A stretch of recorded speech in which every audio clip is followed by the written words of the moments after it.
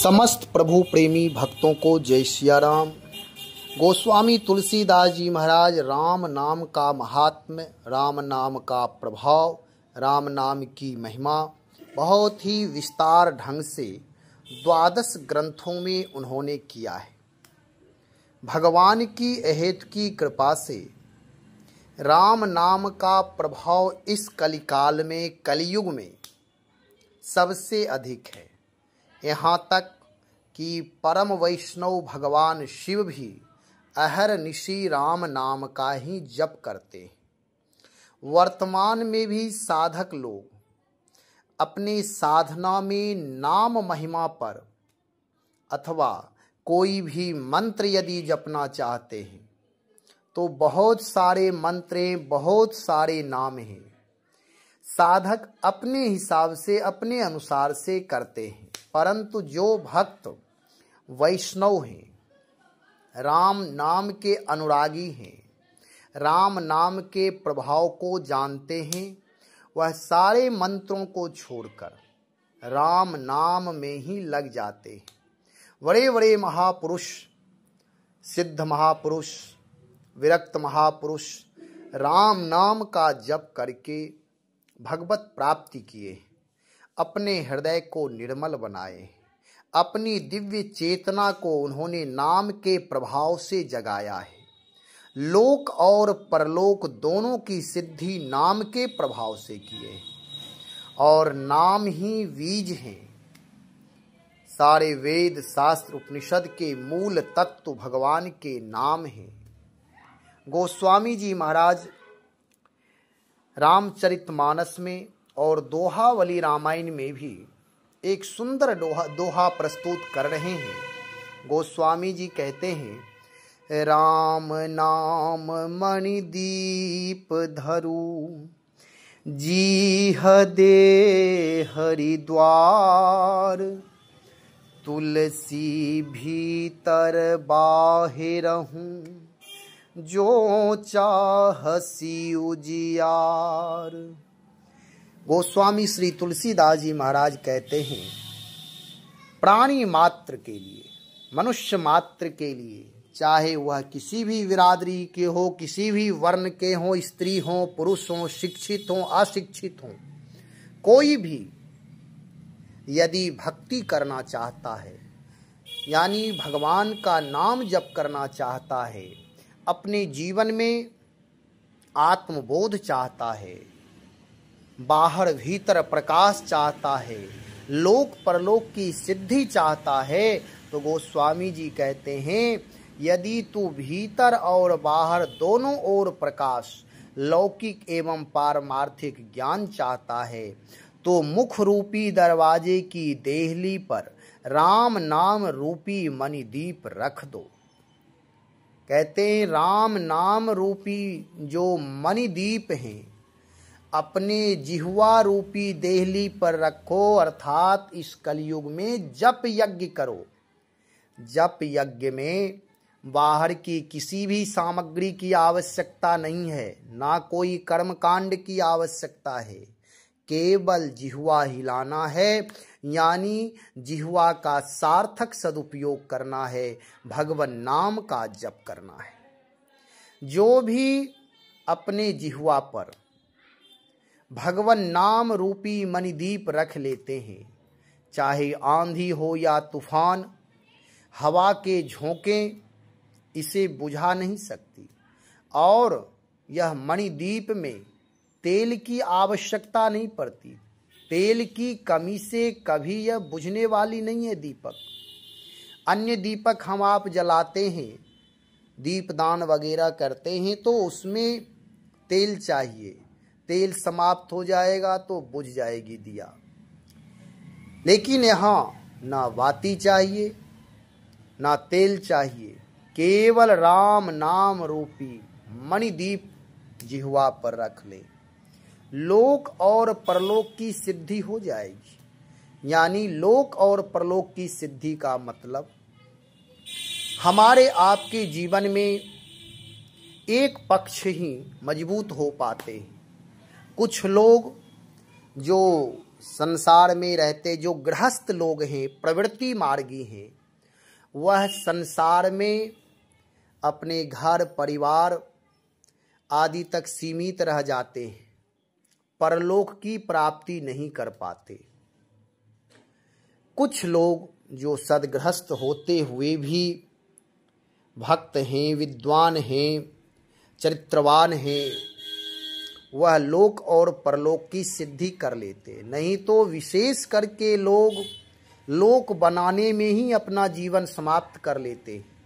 परलोक की चिंता बनी रह जाती है, परलोक की सिद्धि नहीं हो पाती है। और कुछ विरक्त लोग जो साधु संत महापुरुष बनते हैं, वह परलोक बनाने में लोक को ही भूल जाते हैं, जबकि लोक और परलोक दोनों की प्रधानता है, दोनों का महत्व है। यदि किसी का परलोक बन गया, लोक खराब हो गया, तो भी वह उत्तम नहीं माने जाएंगे, आदर्श पुरुष नहीं माने जाएंगे। और कुछ ऐसे हैं जो परलोक से चूक गए, लोक बनाने में ही रह गए, वे भी अधूरा ही रहे। इसलिए अपने जीवन की पूर्णता यदि चाहते हैं तो भगवान नाम में निष्ठ हो जाए, श्रद्धा विश्वास से युक्त होकर भगवान नाम का जप करें। यही हमारे लोक और परलोक दोनों पूर्ण करेंगे, चाहे वह गृहस्थ हो अथवा विरक्त। यदि नाम का आश्रय नहीं लिया, नाम का जप नहीं किया, नाम का अनुष्ठान पुरस्चरण नहीं किया, तो उसके जीवन में अल्पता, लघुता, न्यूनता बनी ही रहेगी, पूर्णता की प्राप्ति नहीं हो सकती है। और कोई भी हो, यदि नाम निष्ठ हो गया, नाम जप में लग गया, नाम साधना में वह तत्पर हो गया, तो भगवत स्वरूप का बोध हो जाएगा, आत्मबोध हो जाएगा। जीते जी वह इस शरीर में रहते हुए शरीर भाव से ऊपर उठकर आत्म भाव में उसका जीवन का विस्तार होगा, उसके जीवन सुगंधित हो जाएंगे। जो भक्त भक्ति करते हैं, भगवान नाम का जप करते हैं, भगवान नाम की साधना करते हैं, उनके जीवन की सुगंधि अलौकिक होती है। उनका हृदय विराट हो जाता है, करुणा प्रेम दया से युक्त हो जाता है और आत्मवत दृष्टि हो जाती उनकी। सब में अपनापन का बोध रहता है, मैत्री भाव का विस्तार होता है।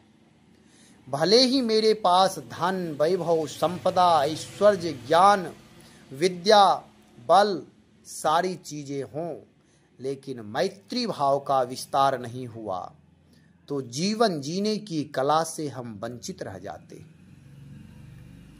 कारण यह है कि जीवन जीने की कला मैत्री भाव का विस्तार करने में ही पूर्णता है, और वह मैत्री भाव तब होगा जब मस्तिष्क के साथ साथ मेरा हृदय भी विराट हो।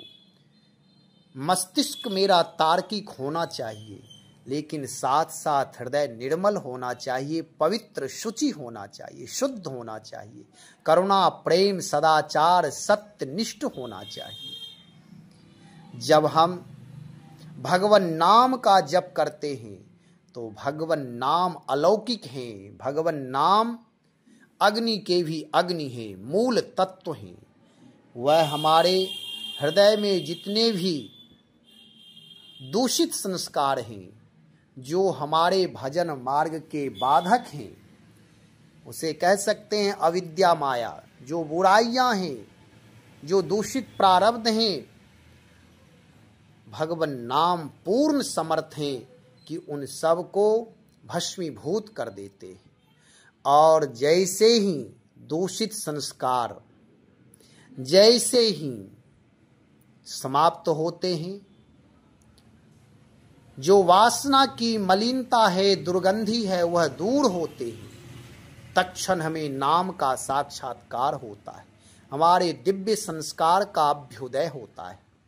और दिव्य संस्कार का अभ्युदय होते ही भगवत भक्ति का विस्तार होने लगता है।